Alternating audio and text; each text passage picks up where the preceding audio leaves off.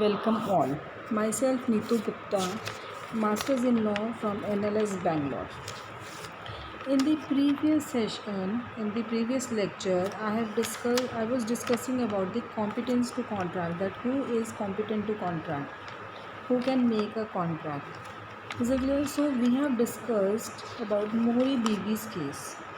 In such case, in Mohri Bibi case, the questions some questions were arised. Some questions were arised like what will happen if fraud is committed by minor, when minor misrepresents the age, would law of estoppel operate against minors or not.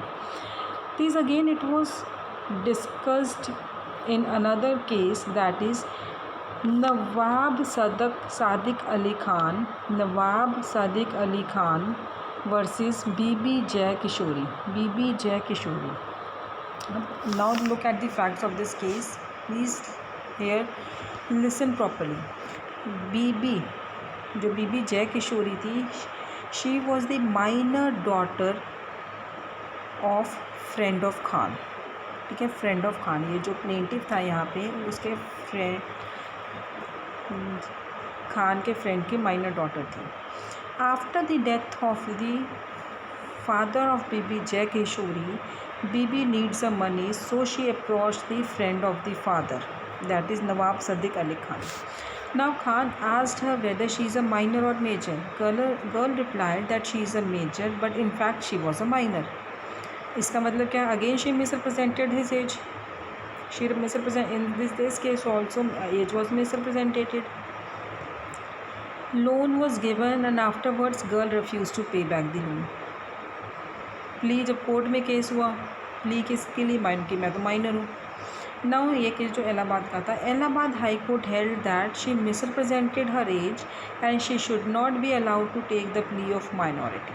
कहते हैं कि उसने अपनी as में represent किया, उसको नहीं minority नहीं प्ली की जानी चाहिए, अलाउड नहीं की जानी चाहिए. सो अब इस केस में क्या हुआ? इस केस में there were both misrepresentation and rule of estoppel. उन्होंने कहा कि मिसरिप्रेजेंट भी की है इसने एज और लॉ ऑफ एस्टॉपल भी एप्लीकेबल होगा. अब हाई कोर्ट के बाद प्रीवी काउंसिल गया केस. प्रीवी काउंसिल में जब केस गया, प्रीवी काउंसिल ने क्या कहा? Held that girl can plea minority in spite of the original misrepresentation made by that girl that she is a major. So court held, Privy Council held that law of estoppel doesn't operate against minor. क्यों नहीं? उन्होंने reason भी दिया है. Again वही reason दिया है, statutory provision है, पर्पस है, पॉलिसी है behind the law mention, and therefore in interpreting the provision, the policy behind the law has to be kept in mind. Under Indian Contract Act, Section 10 read with Section 11 excludes minor from being a competent party. The purpose and policy is to protect such minor who would be otherwise exposed to exploitation in contract because of immaturity by the other party. दूसरा reason इन्होंने क्या दिया कि जो principle of estoppel है under section 15 of Indian evidence act is again a provision with purpose and policy not to allow a person to contradict his original representation which was relied upon by the other side. Okay. So reason and policy is not to believe a person who tells falsehood, and if a person tells a falsehood once, he can repeat it again, and in any case it would be unfair against the other party who would believe him. So इस present case में बीबी जय किशोरी वाले case में two sets of provisions हैं, clash कर रही हैं, conflict कर रही हैं, क्योंकि एक अप्लाई हो रही है और दूसरी डिफीट हो रही है. देखो सिंपल प्रिंसिपल क्या है इंटरप्रिटेशन का, कि जहाँ पे दो सेट्स ऑफ प्रोविजंस कॉन्फ्लिक्ट कर रही है, रिकॉन्साइल नहीं कर सकते, then one of them has to prevail over the other. तो कार्डिनल प्रिंसिपल क्या इंटरप्रिटेशन लॉ का, दैट की सब्सटेंटिव लॉ प्रिवेल होगा over the procedural law. Is it clear? So section 10(11) of Indian Contract are substantive laws which creates rights and obligation. 115 of Evidence Act is a procedural law.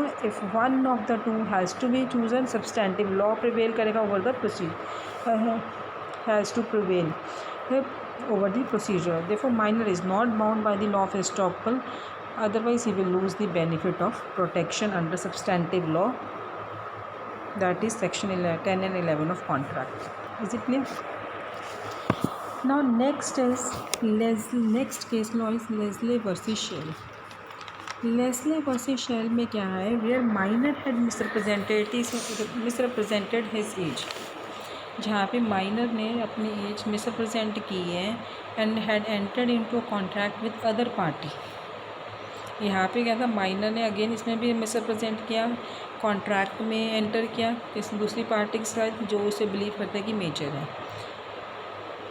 Letter he himself challenge that contract is not binding upon him as he was a minor. Privy Council ने इस case में क्या कहा, held that if minor comes to the court to get the contract cancelled on the basis of his minority when he originally misrepresented him as major and now he wants to take the defense of minority, then justice demand that he would surrender the benefit he received on the justice and equity। जो ये Leslie व shell है, ये आपका एक English case law है, जहाँ पे लेस्ले वर्सेस शेल के केस में क्या है, वो कह रहे हैं कि अगर माइनर खुद आ रहा है, ठीक है, कि उसे जस्टिस डिमांड कर रहा है कि डिफेंस ले रहा है माइनॉरिटी का, अपना मैं खुद ही सरेंडर अपने आप को कह रहा है कि वो माइनर है तो ये कैंसिल होना चाहिए, then he would surrender the benefit he receive. जो बेनिफिट उसको मिला है वो वापस उसे देना पड़ेगा। So court specifically ordered the cancellation of contract subject to the condition that benefit received to be restored back by the minor to the other party. This case becomes a principle that minor wants to cancel the contract due to this minority, then he has to restore back the benefit of the he received। Is it clear? ठीक है, कि अगर वो खुद court में, Leslie व shell में क्या होगा कि अगर वो खुद कोर्ट में आ रहा है, माइनर कैंसिल करवाना है कॉन्ट्रैक्ट, देन उस केस में he has to restore back the benefit. अब इसमें नया प्रिंसिपल आ गया। अब ये जो प्रिंसिपल था ये इंडियन केस में भी अप्लाई किया गया था, महबूब हुसैन वर्सेस शमशुल हुसैन। महबूब हुसैन वर्सेस शमशुल हुसैन, इस केस में क्या था कि जहाँ कोर्ट ने क्या ऑब्ज़र्व किया था, कोर्ट ने कहा for the cancellation of agreement on the basis of minority such minor has to restore back his benefit received. तो नया प्रिंसिपल इमर्ज हुआ रेस्टिट्यूशन का, doctrine of restitution emerged of return and restitution of the benefit by the minor has to be done if he wants to get the benefit of minor claiming agreement to be invalid on the basis of minority। अब जो Leslie versus shell का principal था, उन्होंने एक controversy create कर दी interpretation की। जब Indian high courts में ये लेस्ले वर्सेस शेल का ये प्रिंसिपल था, इंडियन कोर्ट्स में अप्लाई हुआ, इंडियन हाई कोर्ट्स में अप्लाई हुआ, there was a controversy of interpretation. तो दो तरह के अलग अलग व्यूज़ आए for the principle which was applicable in Leslie and Shell. अब लाहौर हाई कोर्ट क्या कहते हैं, Lahore high court full bench था in the case of Khan Gul versus Lakha Singh. खानकुल versus Lakha Singh, उन्होंने क्या हेल्ड किया कि जो फेज रेस्टिट्यूशन ऑफ बेनिफिट है, हेल्ड दैट जो रेस्टिट्यूशन ऑफ बेनिफिट है, doctrine of restitution it does mean to restore back. Restitution of benefit है कि माइनर अगर वापस करेगा, means return and refund of the benefit with the minor which is with him either in original shape और converted shape, because something can be restored which is traceable, something which cannot be traceable cannot be restored back। ठीक है, अब Indian case था खानगुल versus Lakha Singh, तो इसमें एक नया principal आ गया। वो कह रहे हैं ठीक है वो रिस्टोर तो करे, बट जो माइनर के पास है वही रिस्टोर करेगा, चाहे वो ओरिजिनल शेप में है, कन्वर्टेड शेप में है, बिकॉज वही रिस्टोर कर सकते हैं जो ट्रेसेबल है। जो ट्रेसेबल ही नहीं वो रिस्टोर कैसे करेगा? ठीक है, अगर वो हमसे कहेंगे जो नहीं है तुम्हारे पास है, ट्रेसेबल नहीं है, वो भी वापस करो, तो वो उसका क्या है, restitution stops where composition begins. Restitution stops where composition begins. Is it clear?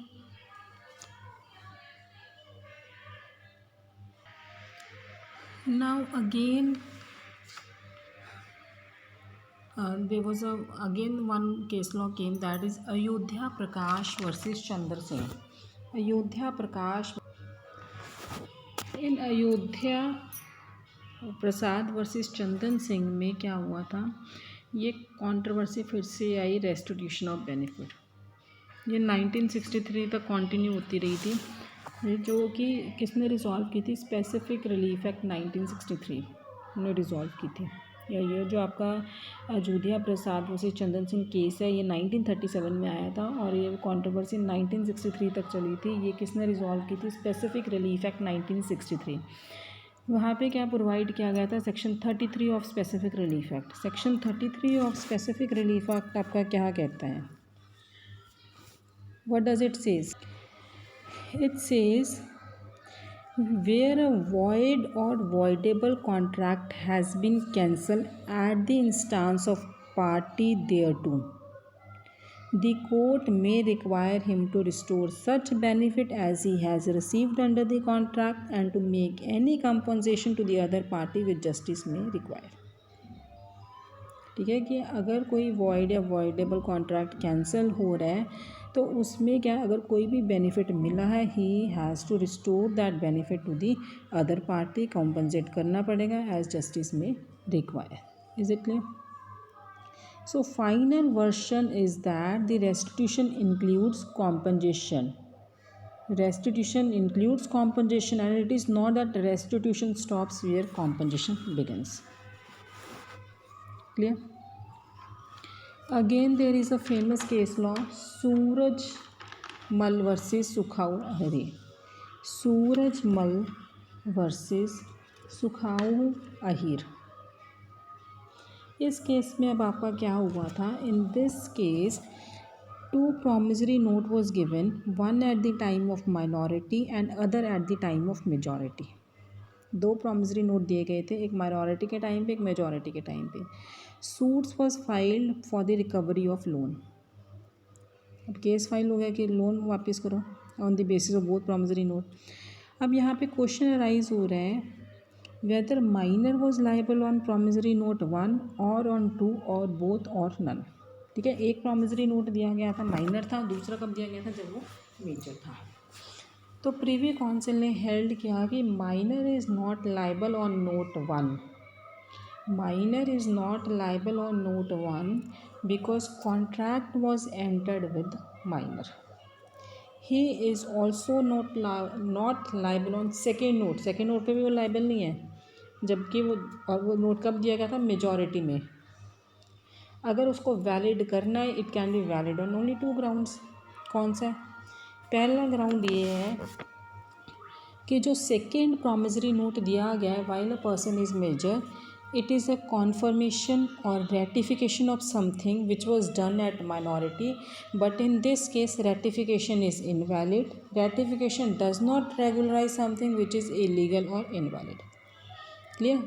ये सिर्फ एक कन्फर्मेशन रेटिफिकेशन होगा कि जो माइनॉरिटी के टाइम पे नहीं किया जा सकता था। सो डॉक्ट्रिन ऑफ रेटिफिकेशन, जो सूरज मल वर्सेस सुखाऊ अहिर का केस है, इसमें एक नया आ गया doctrine, doctrine of ratification, ratify करना। सेकेंड प्रिंसिपल क्या इमर्ज हुआ था इसमें, सॉरी सेकेंड ग्राउंड क्या था जिसपे हम ये नोट को कह सकते हैं कि not liable. For valid and enforceable contract consideration is required. और सेकेंड promissory note में nothing new was given, no consideration was given, therefore minor is not liable on secondary promissory note। so minor is very jealously protected against contractual obligation। so both under substantive law and procedural law minor is helped by the courts। so we were discussing the topic competent to contract। section 11 says who is competent to contract, who is major, it is clear with such case laws। and second is who is sound mind, who is of sound mind। अब sound mind का आप क्या कहोगे? so test क्या है sound mind का? Test for determining the sound mind of the person is that at the time, अगर contract करने के टाइम पे वो पर्सन, जो पर्सन कॉन्ट्रैक्ट कर रहा है, at the time of contract he is capable to make rational judgements, he is capable to make rational judgment, then he is of sound mind। अगर वो कॉन्ट्रैक्ट कर रहा है, सपोज किसी ने बहुत ज़्यादा ड्रिंक किया हुआ है, at that time can he make contract? This case is covered under section 12 because if you look at section 12 तो 12 में क्या है, आपको साउंड माइंड बताया गया है कि क्या है sound mind. Sound mind means कि अगर the person who is making contract and eight the time of making contract he is able to understand the facts and circumstances of the case, he is able to give the rational judgments, then he is of sound mind. अगर वो intervals पे lunatic हो रहा है उस time पे he can not make a contract. Thank you guys.